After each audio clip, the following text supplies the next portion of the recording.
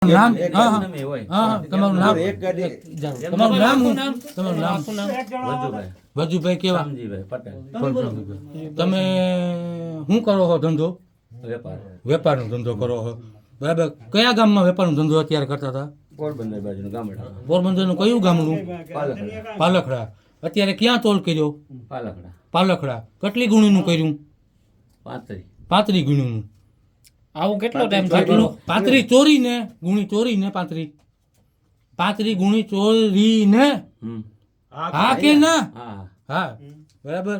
અને આવું કેટલા વર્ષ ત્યાં હાલે છે ગાડી કેટલો કરતો હતો રાઈસ નો 15 20 એમ દર